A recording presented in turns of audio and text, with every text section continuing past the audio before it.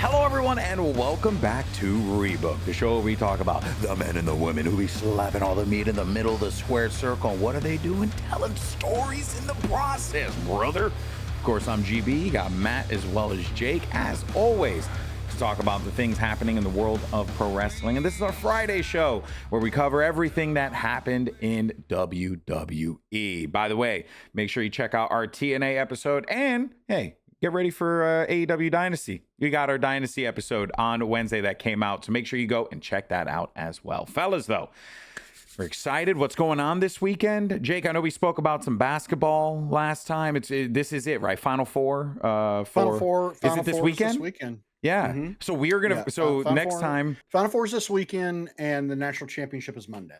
Oh, okay. So Monday, the Monday coming up. Wow. Why Monday? For some reason, they like to do that. It's a school night. I mean, the college football national championship is on a Monday, and everybody's like, "Why are we doing this?" Yeah, right. College football has always been on that's a Saturday event. Yeah. Like, why isn't it on a freaking Saturday? That's bizarre. So that is bizarre. I don't know. Yeah, I don't know why it is what it is. But it is. It is what it is. Matt, what you got going on this weekend? Well, tonight when this episode releases, I'll be going to the United Center to attend a Chicago Bulls game. Woo! So first one of those I've attended in a long time. And then the next morning, get up and get on a plane and go to New York. Hey, my neck of the woods, baby. In Staten Island for a wrestling show. Oh, okay. What promotion? All right. Very boy. It's called Warriors of Wrestling. It'll be another Vaudevillains tag scenario. Nice. You guys have been doing a lot of tag matches lately. Yeah. Has it been fun to go out there and do that? Stretch a little before this one, will you? Yeah, this one I'm not going to be stuck in a car for 6 hours and then have to jump right into a match. I'll be oh man, you're gonna fly, maybe get a good night's rest. Yeah, you'll be. Oh no, no good night rest, but I will fly and land. What is and a go good right night's to the rest? show. That's I should have more.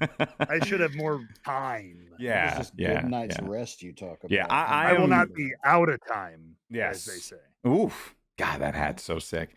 In case you're listening to the pod, Jake has an awesome Back to the Future out of time license plate hat that he got custom made. Really and good. I did it like themed like it's the DeLorean. It even looks like a DeLorean. Yeah, that's what this guy. Exactly. He knows. He's a knower. He knows things. I think things through. That's right. He thinks it through. He looks for things. Unlike Matt, you're who hearing what I'm for the saying, settings. but you're not listening. Who doesn't look for the settings in his games or his podcast applications. I'm just going to enjoy that this week, and then it's supposed to be 11 p.m. here in the central United States. I can leave. I am so sorry. That's true. You know what, Matt? You're so right. So let's go ahead and move on to our. I say that as if GB hasn't stayed up till like 1 a.m. in China to do this damn show. So. Yeah. I also woke up at 6 a.m. today, and I've been working. Yeah. You're going. No. Trust me, though. I feel you. And in the interest of time, let us move on because we asked you guys last week. We want to be a little current with our events. And we asked, Jake, what was it again? Remind the audience. The question that I had posed last week is, what wrestling character do you think would be stupid enough to send evil plans to someone else via text? That was essentially what the question was.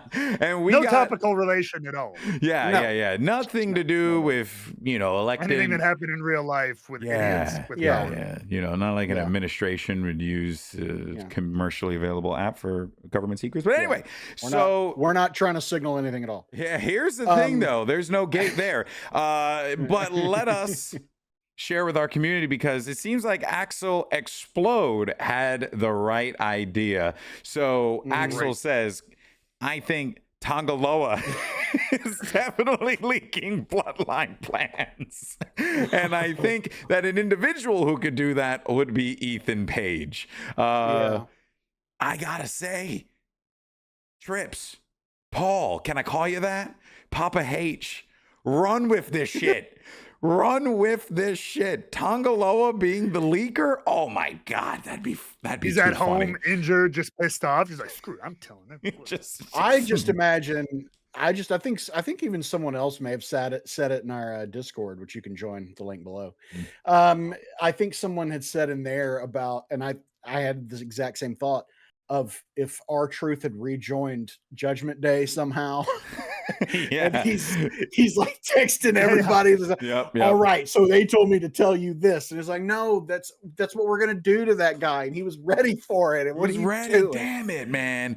Yeah, for me it was Dom. I thought Dom was my just bad. easy. My bad. Yeah, that Dom, felt like an easy or target. Carlito. Carlito. Yeah, For it's sure. Carlito, 100%. That's not cool. But you know who I think actually would I don't do know. it? Go Okay, for go it. ahead. I was gonna say. I don't think he would do it, but Heyman does have two phones and could easily get one of them mixed up. Yeah, right. There's gonna be one of them. What if he has a third one he doesn't know about? He's the Pete Hegseth of the bloodline. I was actually gonna say Chad Gable. Because I just think like he'll do it, but he'll do it as the Grande Americano. You know what I mean? How dare you? He's juggling a lot of identities. I mean, he's the leader of American Made. He's trying to be the best wrestler. He's a father. He's a husband. He's a luchador. He's trying to advertise coffees. Like, everything. Yeah, he's got a lot of plates spinning in the air. Yeah. Or Grande Americano spinning in the air, depending on how you look at it. Right. But yeah, thank you so much for that, Axel Explode. There was another question of the week that we had posed on Wednesday's show, which I'll repeat again so that our audience knows in case you're tuning in. You're just curious about it and you are watching AEW Dynasty this weekend. We want to know from you guys what match you think closes the show, what match you think starts the show. We had a real good time with the starting the show conversation, so you might want to check that out on the Wednesday episode. Let us move on to some narrative notes. Yes, because we got a lot of stuff that happened. Oh, baby. I'm going to also preface this and say to those of our astute viewers who are going to point out the things that are missing. Yes, I know that the Legado de Fantasmas thing that happened isn't on here. We'll cover that when something happens there. There's a few things that we don't have on here because there's just too freaking much that happened across all of WWE this week. Matt, let's start at the top here. We got Damian Priest, Drew McIntyre. They're in it seems like they're going to be in a match at Mania. Randy Orton, Kevin Owens, also a match at Mania. Logan Paul, AJ Styles, also looking toward Mania. Which match are you excited for of this bunch? Out of this bunch, I have to say Randy and Kevin, I think, has the most deep-seated, longest story. This goes all the way back to the fall at this point. So there's a lot of, this is the biggest blood feud out of them. Though I will give a little bit of credit to Drew and Damian with the spot fighting onto the car, Drew getting absolutely planted, and then the shot with Punk on real glass. Just looking over and smiling. That was a fun little aside, and played into and helped. I think that segment did help add some fire to their feud, which I think is kind of being not pulled out of nowhere, but a little forced a tiny bit between Drew and Damian. So I think that gave it a little bit of an edge, but no, I'm most excited for Randy and Kevin out of that bunch. Yeah, I would agree. I'm excited for Drew and Damian just because I think it's just going to be a really good match. Both men are pretty much at their peaks right now, so I think this is going to be amazing. And you know what? Look, I don't really like the guy that much, but I'm looking forward to seeing what Logan Paul could do with AJ Styles. I mean, that one, I just want that, again, feelings of Logan Paul aside, he's an incredible athlete. So let them just let them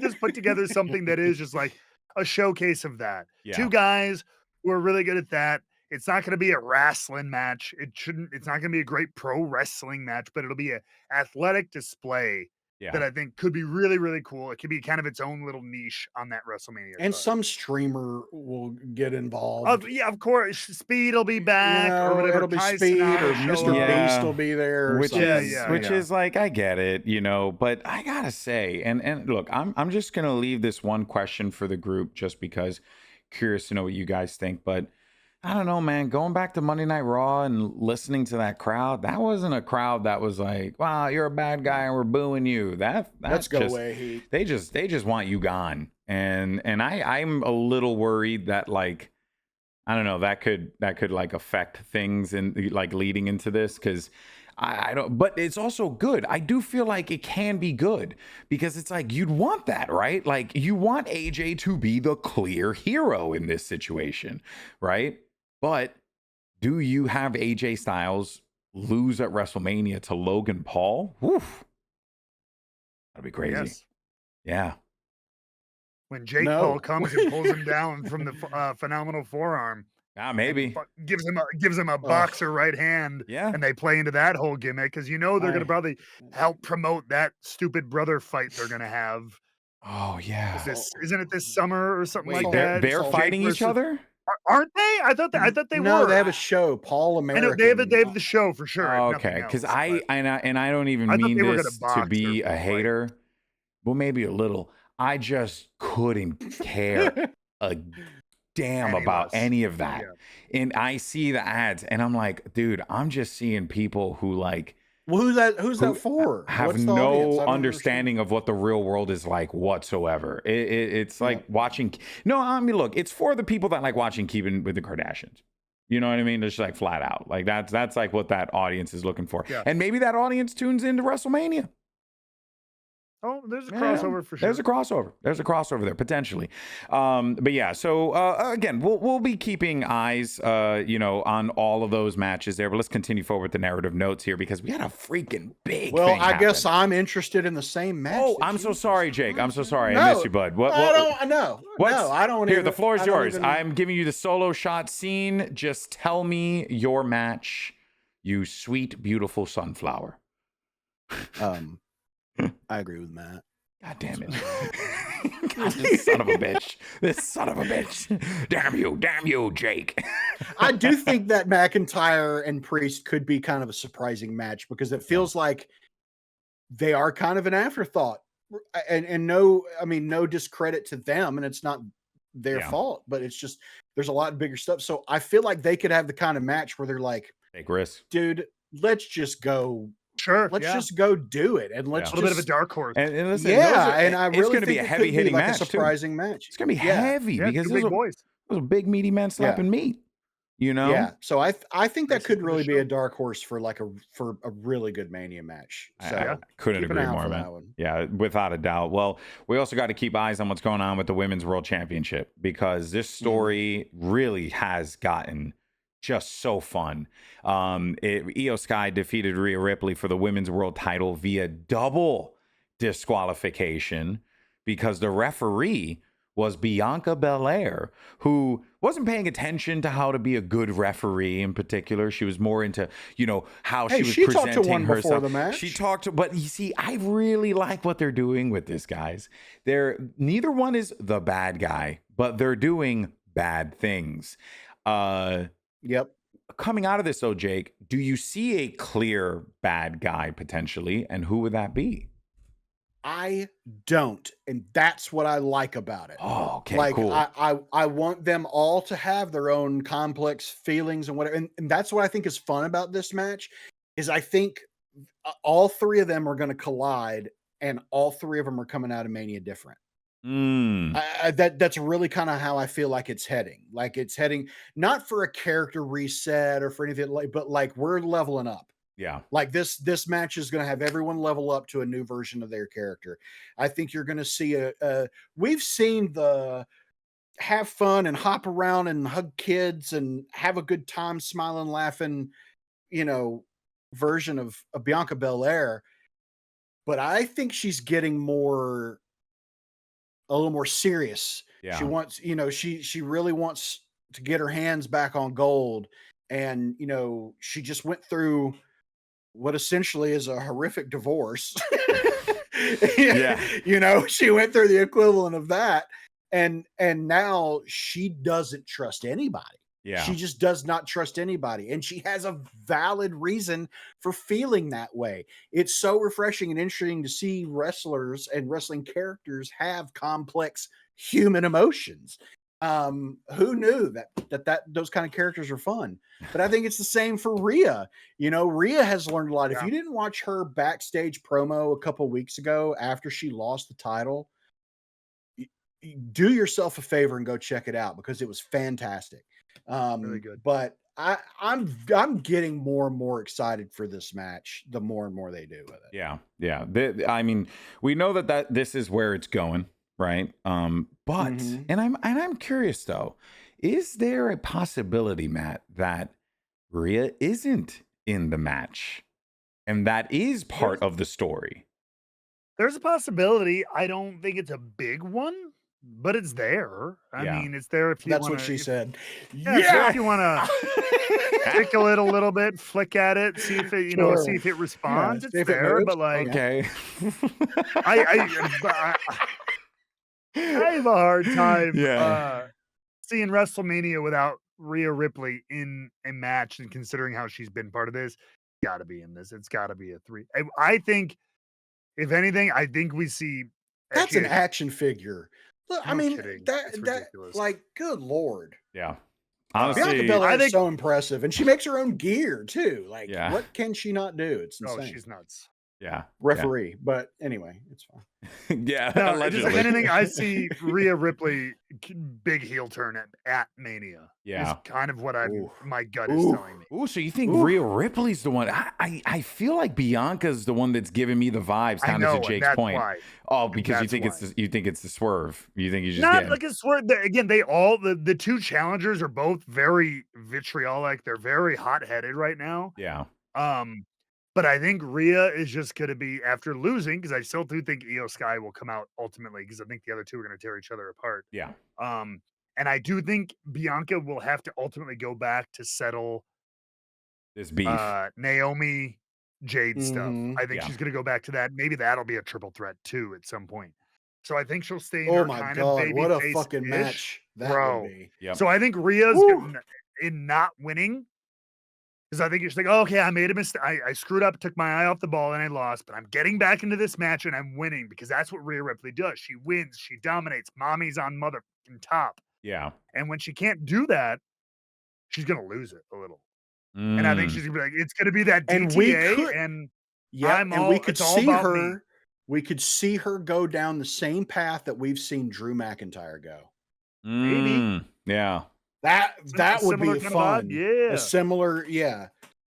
Just like a lesson learned. Yeah, like you said, DTA, and just Go from you there. know, I'm on my own. I'm All lone right. wolfing it. This is a continuing development. Obviously, we have plenty of time before Mania comes up, but so far this has very much been a story led by Rhea and Bianca, with Io as champion. Kind of not. It's weird because I don't even want to say that she's been like, sidestepped, because that is the story. That's like part that of is the the story. for So sure, it's like that they're overlooking. Yeah, her. it does. It's supposed to feel like that. So I really find it funny that like a lot of people online are just like missing that note and like right over their head. It's like, Whole guys, point. they're literally telling you in the middle of the ring that they're ignoring Io Sky. Like, come on. But we'll see. We'll see. Let's go back to the narrative notes though, because if you trust in Finn, you'll win. Judgment Day defeated Braun Breaker and Penta in a tag match. Of course, this came after Penta got hit with a vicious spear from Braun Breaker, but there was a lot of shenanigans, Judgment Day stuff, the usual business here. Not really much else to dive into with this one. I don't know if you guys have anything to add. We could just move forward, but yeah, we'll see what happens here, right? Because there's also another like little underlying story that's happening that I think we're probably going to focus more on, and that is Liv Morgan actually destroying the Judgment Day, like actually doing the thing that she was accused of doing the first time. But I think we're seeing it start to get planted. We'll see. Oh man, what if she's just been double agent this whole time, and this is all, and then she just pulls the rug out from under everybody? I mean, Could be. That Jezebel. it could I love be. it. Could be, but it does seem like her and Raquel though are rolling. So we'll see what happens. True. We'll see what happens. And then moving over to the women's intercontinental champion, Lyra Valkyria is going to be going up against Bayley. They'll be clashing for the IC title next week. A question that I have on this one is, how likely is it that Bayley wins? Can you see Bayley winning this one before Mania? So close to Mania, guys. Yes. Yeah? I can. Yeah. yeah. I mean, I think that Lyra obviously hasn't had the most definitive great run. wrestler, has not had a very well-defined character or a chance to express, or it hasn't found that or been given that, whatever it is I think she is incredibly talented, but as a character is very flat. She is very and this is going to sound weird, and I hope people don't take it the wrong way, but she's very much a product of the new NXT. Just like overall, decent, right? Like overall, has everything, but doesn't have like a defined thing. Has like a catchphrase and a song and the walkout and stuff like that, but doesn't have like substance yet. Missing that extra gear. Yeah, and that's not a knock on like NXT wrestlers, because that is not true for all NXT wrestlers, but I notice it with the newer crop of NXT wrestlers, where it's like they're kind of like Carmelo Hayes, even though I'm liking what I'm seeing over there with him coming into his own. but it's a different thing. It's a different thing entirely. I mean, time is really made for you on NXT, it seems, and Matt would be able to speak more to that than any of us. I mean, it but, depends. I mean, it's a very different gig than when I was there. I'll tell you that. Sure. Yeah. But I just feel like it's always been said it's harder to get over on the main roster. Yeah, it's just difficult, and it's no surprise. I mean, it's no surprise. Sometimes sometimes you connect with the audience, sometimes you don't, and you figure out what it is. Yeah, and she will. She seems like, she had it in NXT. Yeah, and the talent's there. The talent is unfreaking doubtably there. Her matches have been awesome. I've really enjoyed them. So I do think, and I think that this match with Bayley is going to be really good. But and maybe that's why Bayley's been inserted in this situation. Is that she's gonna like okay, let's feel our way through this and see what we can pull out of you. Yeah. And Bayley's a great hand to do that with, I think. This is true. So we'll, of course, be paying attention to what happens there, because there's certainly going to be something. I think by the time we're talking next week, folks, we could very well be seeing a title change in effect. Let us, though, move on to our next one. I want to make sure I find the pictures here real fast, but for now, we'll talk about it here. Oh, dear. Gunther just annihilated Jimmy Uso, and holy crap, it started off, I was just like a normal match. You're like, oh yeah, he beats him, maybe he hits him with a chair, does something, maybe hits him with the belt. I didn't expect that though. No. But the question is though, well, overall, I want to get your thoughts on the segment. But what do you think they should do next here? Where would you go if you were writing this story? I mean, they okay, go ahead, Jake. Yeah. No. I defer to you, sir. The gentleman bequeaths the floor. The gentleman bequeaths the floor. I was waiting to see what the resolution of that would be. Not disappointed. Okay, you've been bequeathed. All right. I've been bequeathed upon. Okay, so okay. I want to see Jay have doubt until he gets to Mania. That's the direction I would take it. Yeah. I would take it in there. To where he's just like, I think it'd be fun. I think it'd be fun. I think it'd be interesting for Jay Uso to find main event Jay Uso in his Mania match. Yeah. Does that make sense? Yeah. I want him to have that moment where he's like, he realizes that he can do this, or, oh my God, like, I do have a chance here. Starts to gain, more. Maybe the match starts off slow. It starts off at Gunther's pace, and Gunther is just like a lion batting around a little mouse. Yeah. And that's how it kind of starts out. And then Jay starts fighting back. Yeah. He's had enough. He's tired of being embarrassed. He's tired of being doubted. He's, now it's time for me to control my own destiny Yeah. and find himself in that match. I think that'd be a lot of fun. I'm gonna say a hot take here, and you guys can. I think the Usos might be the best storytellers in WWE, like bar none. Look at all the things that they've been involved in. Seriously, I mean, like they have been involved in so many good moments. This right here, that shot of Jay reaching to his bloodied brother as Gunther chokes him out, that was good cinema. That was just good TV. And I mean, the Usos were there for the bloodline and were involved in all that. So it's like the Usos are just, or maybe just underrated. I don't know, but they're underrated. I think for sure. They're just too good. They're just too good. So I mean, that photo right there. That's another fantastic one, dude. Yeah.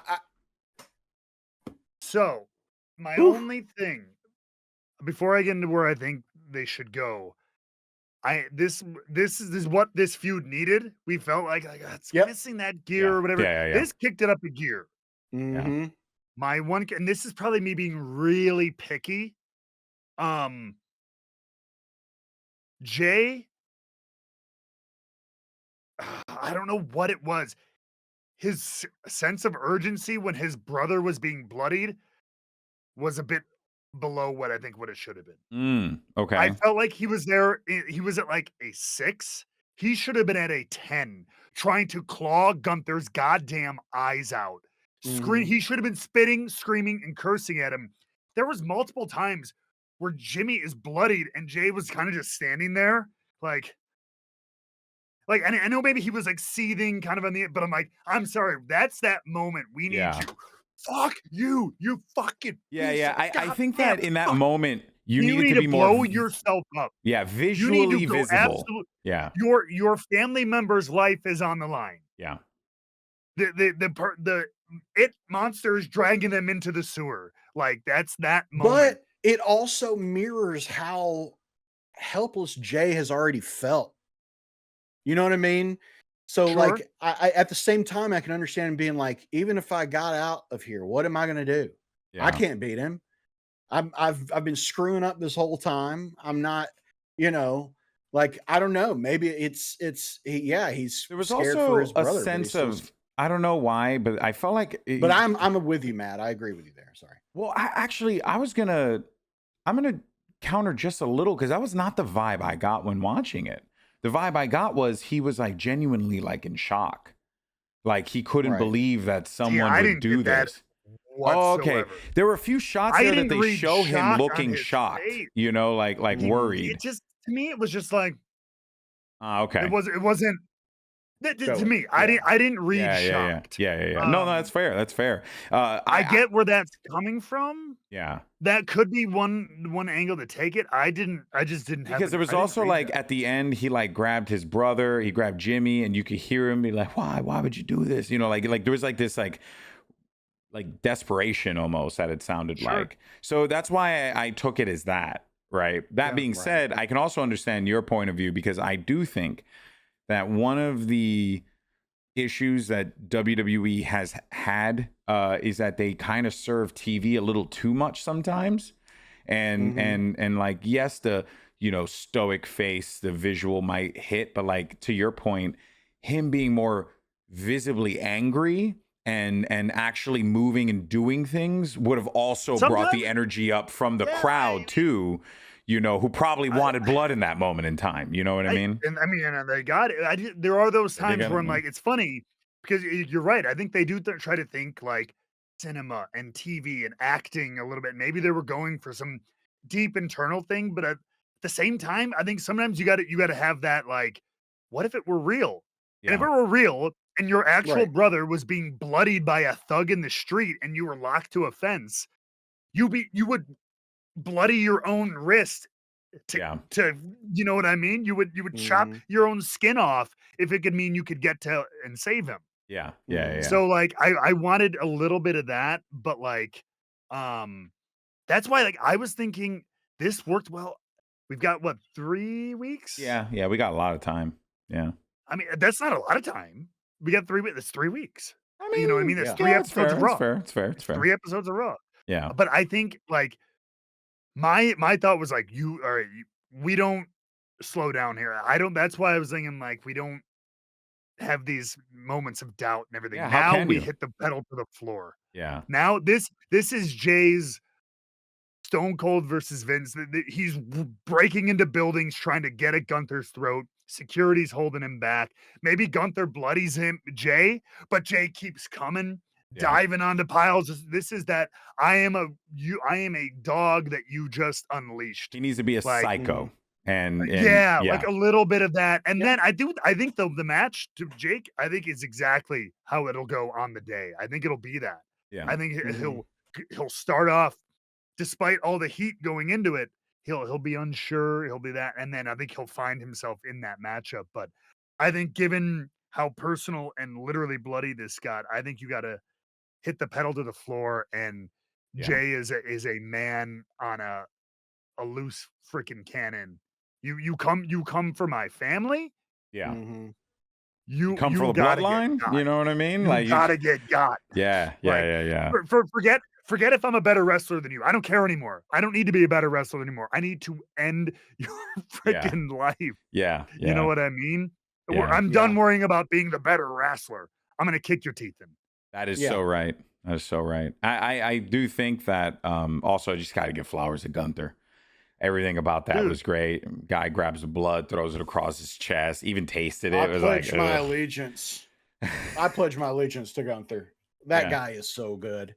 He's so good. Shout out to Jimmy too for being a perfect. Yeah. Oh, absolutely. Like, in that role and just that is the Apollo Creed perfectly.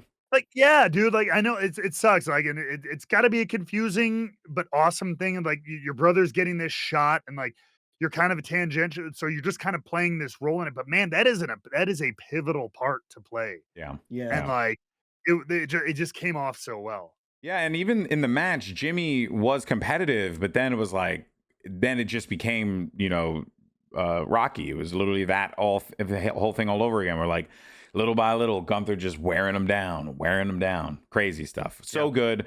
We'll, of course, see where this story goes, and it can go in a variety of different directions, but that is narrative notes. Again, so much happened. This happened last Friday. This was a week ago.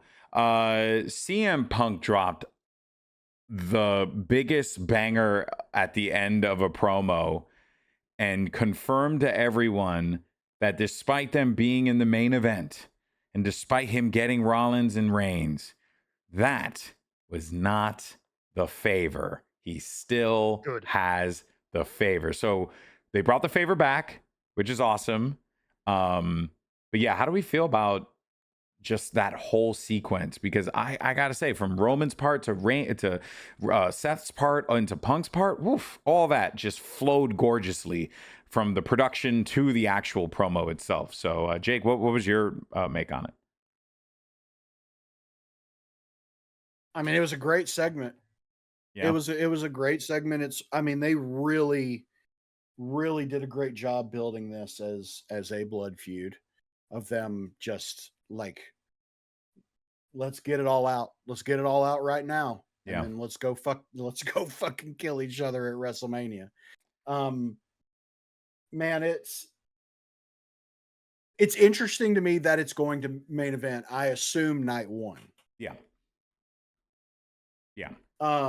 It's odd to me because that means not a single Royal Rumble winner is main eventing WrestleMania. In theory, yeah. Yeah. Yeah. That's true. That's true. Which kind of so that's weird. Yeah. Right. But I mean, man, it was just a great segment. The moment of Punk looking through the contract and Paul. Did that feel like Punk was really learning that in real time to anybody else, or did he just play that part really well? Oh, he played that really well. Yeah. Like it was the dynamic of the three different characters was on display too, which was really cool. Yeah. Yeah. Now I don't know if you saw one thing that was interesting too was when Punk was like, "What do you want me to acknowledge you? Is that what you want?" And you can see Paul shaking his head and being like, Yeah. don't do it."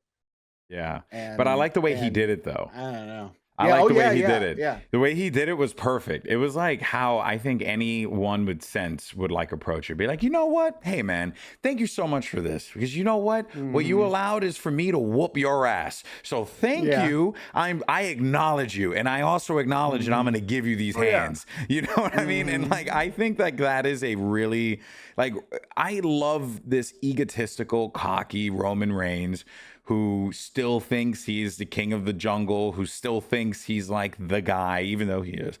It really is a fun a place for him to be in, because even when you look at this picture here, right, and you kind of zoom in on Roman's face, and for those who aren't watching but are listening, this is a shot of Monday Night Raw when Paul Heyman and CM Punk were talking about the contract, and then in the background you could see Roman Reigns just looking so smug and pleased with himself, Matt. He's like, yes, I did this. Right. Well, and it's I also love the dynamic of Paul has loyalties to both these guys. Roman has a lot of distaste for CM Punk, but with Paul there, the way I read the look is almost like, all right, buddy, all right, go play with your old dog. You know, like he ain't gonna be around much longer. It's fine. That's your old buddy from back in the day. I get it, but anyway, we know at the end of the day, like who you're here for. And yeah. But sure, we'll give him his little moment. It was kind of that attitude. Yeah. And then meanwhile you have Seth who's just kicking and screaming over all of it. Yeah, and Reigns He's just did a it. tempestuous child. Reigns did it to annoy Rollins, right? That is the whole point. So like, there's so much coming out of this. I'm gonna just put my fantasy booking graphic up real fast, and I'm just gonna say something real quick.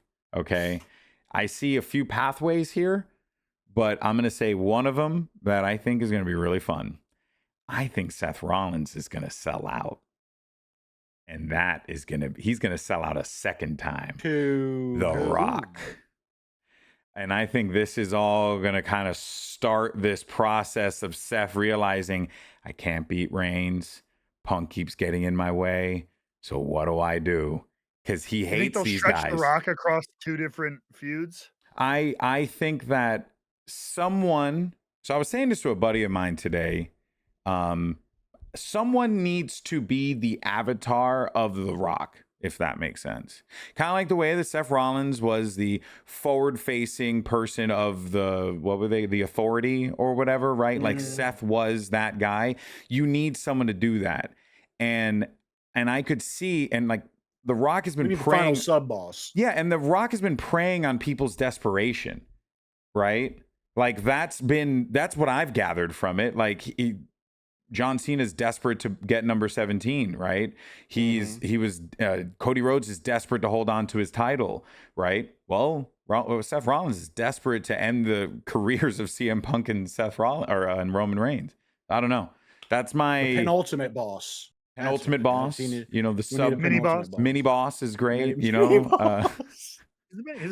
The final mini boss. The final mini boss. So yeah, he's a yellow bar. He's not a red bar. That's my theory for Rollins coming out of this, but I gotta say, I think all three of these men are gonna play pivotal roles, across all the belts going into next year. Like, I think it's gonna be pretty wild. I'm excited, man. And a quick shout out, my alternate 24/7 champion of the week from the other episode would have been Roman Reigns' teeth. Have you noticed in the last couple veneers of, are veneering, baby. The veneers or like whitening, they were like, he looks like it's a mouth guard. It looks like one solid sheen. It was like blinding. Yeah. Like, I mean, They would this is glow $1 in a million, black light. but like, yeah, I was like, holy crap! Like, it's I so didn't know stark. how veneers worked, and then I looked it up, and don't think I'll ever do that one, because they gotta like lift up your gums, and then they place the fake tooth on top of your tooth, and that's how. Again, I don't even know if that's what it do is, or it. if it's just like serious whitening, Or he whatever, did a but crazy teeth whitening, yeah, yeah, or but he did that. It's looking clean. It's true. It's true. I mean, shout out to good dental hygiene. Okay, I think that's our hygienic chief. And bleach. Yeah, that too. I mean, I don't know if there's much else to talk about with this, but yeah, I mean, it was just so good.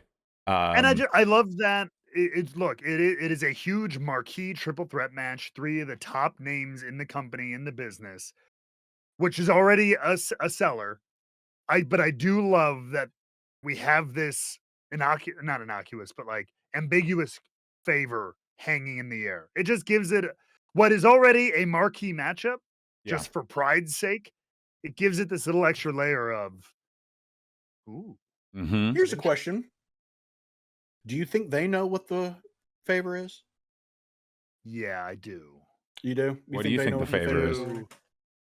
I don't know if they knew back in November. I think they know now. Yeah, I think I have an idea of what the favor is, but I'm not 100% confident because I also have another theory about Punk. At first, at first I said a couple episodes ago, maybe it was even the last episode, that I think it's that Punk is going to tell Paul to help him beat Roman, yeah. And that's what the favor is. But at the same time, I'm like, maybe he's not even using it for this match. Maybe it's something after the fact, or I don't know. And we will, of course, we'll talk about it as we get closer to it. But something tells me too that Punk will win, and this is like going to start the 2025 being like the year of Punk, you know, and that also really changes what happens in this matchup, right?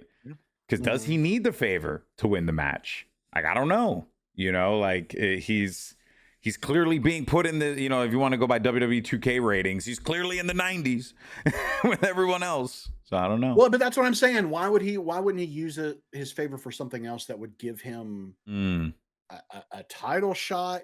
I feel like the favor, has got to get. It's Punk has all might been not about, even be related to Roman at all. It's been all about getting back to that world title, and so I feel like it's going to be tied to that somehow. I have a feeling that the favor is something tied to an inevitable CM Punk John Cena match for the world title. I do too. Yeah, because that's just money. Run that back. Money in the Bank. Is there a world? Is there a world where maybe even on the night of WrestleMania, night 1, we find out in the ring, Punk leans over and whispers to Paul or whatever, and he goes to the ring announcer. Paul has negotiated this match now. Whoever wins tonight will be added to the world title match on night 2 of WrestleMania. Oh, shit. It's a weird one. And I think they're going to keep it focused on Cena and Cody Rhodes. So I don't think this is likely, but like, is there a world where Punk usurps that match, usurps Cena's 17, and then Cena and Punk go crazy into the summer? Oh, shit. I still don't think so, but it's an interesting timeline. Yeah. It's a fun thought exercise for sure. It's a stretch, but man. It kind of leaves Cody in the dust, which sucks, but yeah. I don't know. It's an interesting thought experience. Well, I can also see Cody, when all this is said and done, I could see Cody going to like Raw to fight for like the world title and just kind of like prop that up as well. That is also a strong possibility. So fun fact, when we were talking about doing the episode, I was like, what we'll do is, we'll do some narrative notes and then we'll just make our only topic the SmackDown promo unless something big happens on Monday Night Raw. Oh, yeah, and you didn't even, and Raw had already happened at that point. And Raw hadn't happened at that point. Like, no, it had. Or No, sorry, it had. well, Raw had happened. It Yeah. hadn't happened for me. Raw had happened at that point. Yeah. We And were all like, and literally the editor Scan, who's probably watching this right now as he edits it, he's probably like, yeah, I told you. You might want to tune into Monday Night Raw because a lot of things happened. And one of those things, fellas, I'm just going to ask the question. Did we witness one of the greatest promo segments between two wrestlers of all time? Between Cody Rhodes and John Cena, from that promo that they did, that whole opening segment that they did on Monday Night Raw. Let's just talk about it first. Get your thoughts on it, Matt. I know you know John Cena. I know you know. I mean, we all know Cody. Like, you know, so like obviously these guys are talented as all hell. oh yeah, That was, to me, that was different. it was not one of the best of all time. Okay, that's fine. That's it was fine. really it's tough because I'm like, I want to go back. There are obviously a lot of really. You're saying really it's good not ones. it's not the best of all time. Would you say it's one of the best of all time?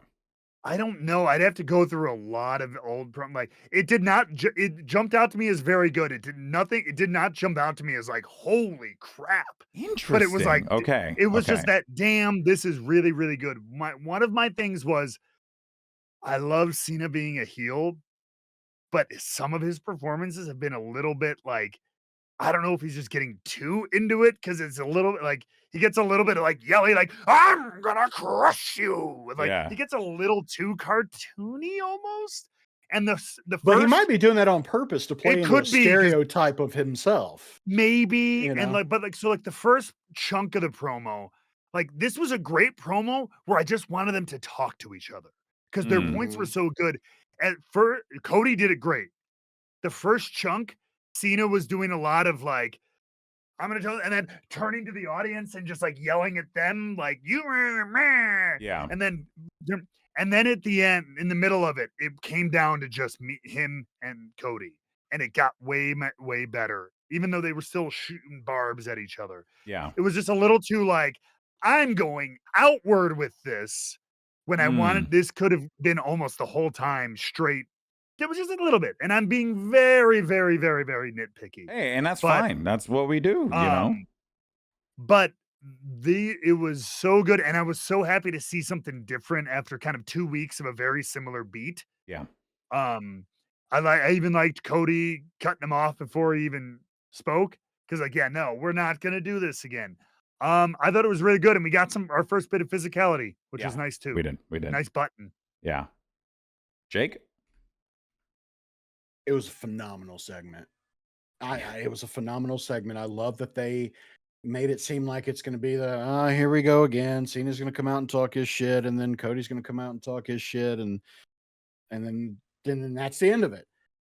And how, yeah, like you said, Matt, before Cena could say a word, here comes Cody, and Cody steals his thunder, starts, doing the classic, I'm going to make fun of myself so that you have no ammunition. Yeah, he did the B rabbit strategy. I'm going to get exactly. Yeah, exactly. He did that. And then John hits, and then, but John is so good. It's because, it was Cody thought he laid out all his insecurities, but John knows, no. That's not the shit you're insecure about. Let me tell you what you're insecure about. And man, he really started digging into him. Woo! And then, but like, and it was a great case of. I mean, it was up there for me with Cena and Rock going at it because both of them were so great. Mm-hmm. And Cena has that tendency, as we've seen with lots of people, to just mow people down on the mic. Yeah. I mean, just like it's crazy some of the shit that he does in his promos that just destroys another wrestler's credibility, right? Yeah. As far as their character goes. But Cody held his own. Yeah. I thought Cody came back with some great stuff that was maybe even more memorable than what John said. And I thought that was it was a great final meeting of the minds. and them not talking at each other, but with each other. Yeah. That's and Matt, you're exactly right. That's what we've needed. We've needed this moment where it's not just your turn, my turn, end of segment. But no, this was back and forth. This was them feeding off each other, feeding off the crowd. The crowd was eating it up. And I was honestly surprised that the segment ended the way that it did. I didn't really think that there'd be any physicality, and I certainly didn't think we'd see Cena laying there wiped out. Really selling Cody in the Crossroads. Yeah. So it's a great segment. I want to boil this shit down into something I can cook in a spoon and put in my veins. I love it. It's so good. Yeah, it's so fun. It is this good. this promo, I feel like though, like there may have been better ones, like better conversations, better, I think, actual like performances, whatever. But honestly, it is up there, and this might be one of the like just the pure capita of like great lines, and like shots, was there were some great just lines. Him saying like, "I don't beat people. I don't know. I don't bury talent. I bury mediocrity." Yeah. Great line. Yeah. And again, it was another one of those. All their points were like had validity to them. Yeah, which is a great back and forth. Yeah, because like and go for it, Jake. I just but Cody being like, I'm getting the chills again. But yeah, Cody being like, did you do all this on your own, or were you built by a billionaire in a suit who isn't here anymore and we don't talk about him? I was like, were you chosen by God. That was wild. That was insane. I could not believe that. Yeah, it just, man, did they go to some places that it was just like. Well, and I think that one of the things I applaud Cody for over the course of his career, and I think he realized it as well, is the audience isn't dumb. Like a lot of people know that he left and he started AEW, and like they know these things. This isn't like and there's nothing wrong with it. It's just this is it. So everyone knows that like John Cena was Vince McMahon's special little boy. Like he was all over the place. He was the guy. And you can argue till the cows come home about whether or not John Cena is the guy. I will argue he is. He has time and time again proven that even when they said he couldn't wrestle, which was a banger line, by the way, that shit, I was like this. I was like, oh, that was on fire. Yeah. But even back then, when they said shit like he couldn't wrestle, what did John Cena go and do? Right? And he said in the promo, it didn't matter what they gave him. He took it and turned it into gold. And you want to know what he was talking about? The United States Championship. Because that belt was meaningless. And I mean that with respect, because honestly, no one was paying attention to it. You felt like it was forgotten. Like fucking Dean Ambrose, John Moxley had that belt for like God knows how long, didn't even defend it. Like they just didn't care about the belt for whatever reason, right? But John Cena made that belt relevant. When they decided to care, they put it on the hands of John Cena, and he made that shit pop off. And it's like that right there is like what makes John Cena the greatest of all time. Because you know what? You couldn't do that with Hulk Hogan. Because he wouldn't do that. You know what I mean? Because he wouldn't do that. For me, brother. Nope, it's not going to work for me. You wouldn't be able to do that with any of those older guys. But guys like John Cena were like, yeah, let's do it. And then he goes out there, who was one of the first people he fought for that, who challenged him for that United States Championship. Stardust. Kevin Owens. Oh. That's right. And Kevin Owens. And Neville or Pac. Like a lot of Giving these guys, spotlights, platforms to up and coming stars. Yeah. yeah, because I remember that match with Neville, and I was like, he's gonna win it. Oh my god! And when he Yeah. didn't, Yeah. it was heartbreaking. But man, it was a good moment. That being said, though, the other aspect of John Cena, which is what happened to a lot of those guys that he did give that spotlight to, right? Not all the results were peachy, you know? So there's like some amazing kernels of truth that these guys are slinging at one another. But now, you know, I guess the question is, like, and we were talking about it before. So now what happens? What happens from here? Do we get more physicality? Do we maybe not get promos, but instead we get some more interviews? We kind of let this take a step for a moment before we do something big before the send home. What are you guys thinking, Matt? We'll start with you. I don't know. I mean, kind of look at like last year. I think they're following a mildly similar playbook of the idea of like, we don't really need to have any matches for sure with our main event guys. They don't need to wrestle at all until Mania. Mm. And for a lot of people, they hate that, and they can go watch other shows that have much more wrestling built into that, which is totally a different thing. But Yeah, for this style of storytelling for this audience, this is what they do. I feel like this is going to be it's better told without wrestling until we get to the show. I don't can need see to see Cody Cody doing a Rhodes in a match. tag match. I can see him doing a singles match. Like they have a tendency to have him do like one singles match on occasion, and it's been a minute, so I can see that happening. But even then, that's going to be I small. think he's working house shows though, isn't he? Oh, is From he? what I've heard. Oh, okay. So then in that case, probably not then. Yeah. You're right then. But that could be maybe like the final one, and maybe he like Cody Rhodes does a very John Cena thing and gives it could be kind of a neat thing of like, put my money where my mouth is. Johnson, it's Cody Rhodes open challenge that Friday before WrestleMania. You know what I mean? Yeah. And whatever it is, and he has somebody answers it, a Carmelo Hayes or somebody Andrade. I don't know. Yeah. Somebody, they have a banger match, and maybe that Cena, it gets thrown out. Cena interferes and lays the beat down and really sets us into a nasty, real bloody moment. Mania, Yeah. or something like that. You know what I mean? I can see physicality like that, but I think, to your point, maybe we'll get some side by side interviews, GB.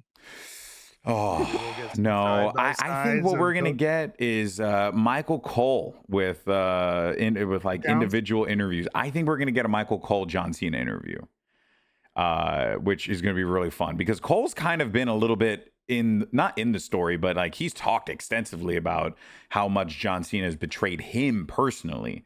So I'm kind of curious if they go down that route. That could be a good angle. Remember, like Stone Cold JR kind of stuff. Yes. Where maybe I don't think it'll be a sit. Mankind it could be a sit down. Yeah. Or it could be in the ring where maybe Cole asks some pointed questions and Cena kind of loses it, and then Cody has to run in to defend, kind of thing. So we could get a little mix of physicality and interview. And then fantasy booking. Oh, go for it. Michael Cole puts his streak on the line, his undefeated streak on the line at WrestleMania against John Cena for the title.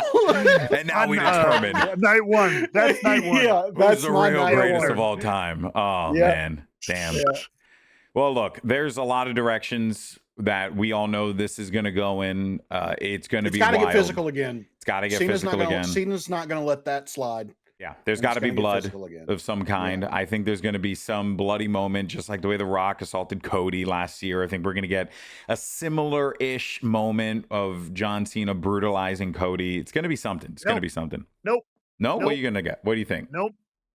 Because, and I think this leads into what we think is going to happen. I think they're going to play off that. They've already bloodied Cody. That's the thing. That happened at Elimination Chamber.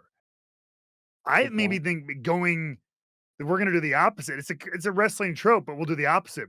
Cody's going to bloody Cena. Oh, I'm not the kid Rock messed with last year. I'm the face of this freaking company. I'm not the kid who drove you, blah, blah, blah. But then Cena wins on Sunday.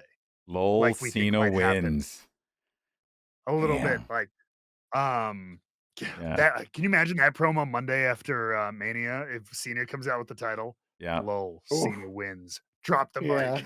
Then just leaves, bro. Leaves through. Oh, Puts man. the title with his behind his head. Does the old ECW walkout. Last time is now, and you're done. Oh, Jake, do you think that could happen? What do you think of what Matt's theory there? Yeah, where he just says, "Don't tug on Superman's cape," and he leaves. That would be awesome. And then that would be so great. Because there is one thing that I do want to point out about this promo, and then we can wrap it up. Mm-hmm. Cena mentioned that he has beaten everyone.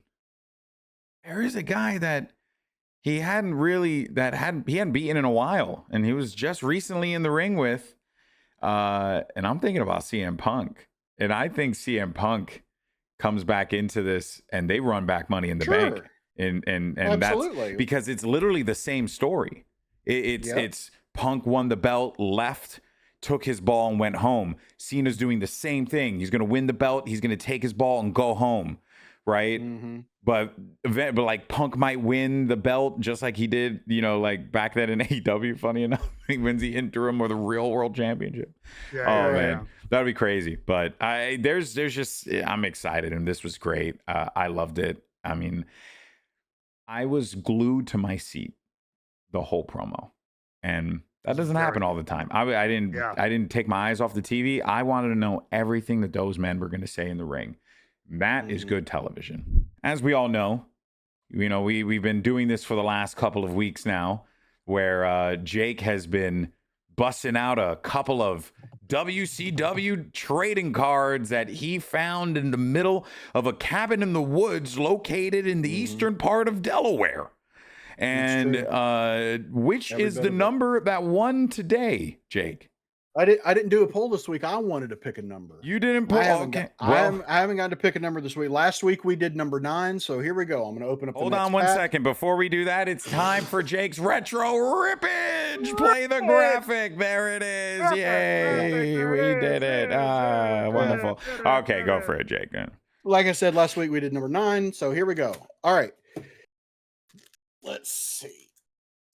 Be careful, because we know that these cards are some of the most valuable cards known maybe to I get men. a refractor card. Oof. Some go for 75 cents. Yeah, it's a right, whole dollar for some of those, Red Rooster cards.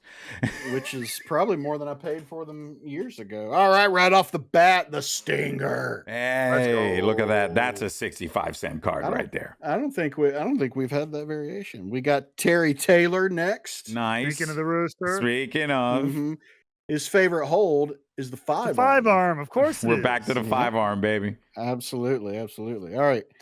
Next, the Fabulous Freebirds from Bad Street, USA. All right. There literally are like 8 cards, right? It's just in rotation. Pretty much. There's like 8 talent just in rotation. Yeah, that's pretty much. Yeah. We got another Mr. Wall Street. Oh, wow. I don't think we've seen that highlight. One. His highlight is that he's a collegiate champion. Just of all college. Just the champion of all the collegiates. Wait a minute. Michael Wall Street. That's his name. Okay. Real name. His name is Michael Street, middle name Wall. Used to wrestle as Captain Mike Rotunda before he became rich. Thanks to a recent inheritance, he wrestles because it's what he likes to do. His goal is to dominate the sport with the help of a strategic weapon. Computers. Computers? That's crazy. Computers. Yo, he can afford a computer? Was Michael Wall Street using AI before anyone else knew? Is that what did he have access Was to Michael Skynet? Wall Street the anonymous Raw GM? All right, next. We have Lex Luger next. Nice. Yeah. We got a Steiner Brothers. Steiner Bros. Whose motto is "It's not my fault"? Is that where Rick Snitsky Steiner? It's not my fault. Is that what they? That's just okay. We can make a lot of jokes that are dark. Another Sting. We've got a Flair. Suited up. His hobbies, styling and profiling. As one does, obviously. Beautiful. Southern Boys. Hey, we got the boys back. But where's El Gigante? Sid Vicious. Good. Okay. Good big man. Mid Quote, powerbomb. I'm a fuel injected machine. That Does is that his mean he's quote on the gonna back of. himself? That's what I'm unclear about. Like, I'm a fuel injected We- machine. I haven't seen that. I haven't seen that from Nope. that version of that card. Here's What the another hell? Southern Boys. Another Southern boys. And then the final one, another Ric Flair. There it is. The nature Yeah, boy. yeah. So you're right. There's about 5 people, and they just rotate just them. rotate. I'm a. What was that again? I'm a fuel injected machine. What the fuck? I don't even is know what that crazy. means. Where is that? That is Where'd wild. go? WCW was tripping back then. Real talk. I'm gonna No, it's frame because he that was so card. stiff in the ring that afterward people were like, I don't want to do this anymore. Yeah. Hey, that man is a fuel injected machine. I don't want to get into someone was like, bro, put that on a card. Print it. Yeah. Ship it. That's it, folks. I'm setting that one to the side. Yeah, that's a that's special one. That's one for the books keeper. later on. All right, folks. So that's going to do it for our Friday show. Thank you so much for tuning in. We appreciate each and every one of you. If you want to get involved with our community, join our Discord. You can find the links in the description down below. You can join us there. We got a great community. We chat about all the wrestling things and even some meat sports as well. We got a whole section for that because Jake made it up. So we got all that going on over there. Make sure you subscribe. Sports, and most importantly, shoot sports, brother. I'm sorry about that. Most importantly, tell a friend about the show. We're trying to hit 1,500 subscribers, maybe even 2,000. Yeah. And we appreciate the folks that were tuning into our last episode and stuff and sharing it. It really means the world to us. So thank you so much, everyone. We appreciate you. And we'll see you right back here on Wednesday for some more Rebooked action. Thank you so much for watching. See you then.